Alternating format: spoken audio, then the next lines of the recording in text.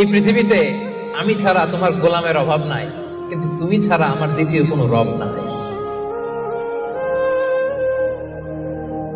চোখের পানি ছেড়ে আল্লাহরে ডেকে বলেন, আল্লাহ,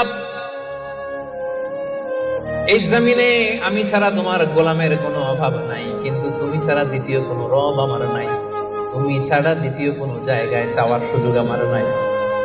চোখের পানি ছেড়ে আল্লাহরে বলেন, আল্লাহ, কোরআনে তুমি শিখিয়েছো ফরিয়াদীদেরকে কেউ যদি চায় ওই ফরিয়াদীদেরকে বারণ করা যায় না, তুমি কেমন করে এই অভাগা ফরিয়াদীকে আজকে ফিরিয়ে দিবা? চোখের পানি ছেড়ে আল্লাহর কাছে চান, সব তিনি দিয়ে দিতে পারেন। চিল্লায় বলেন ঠিক কিনা?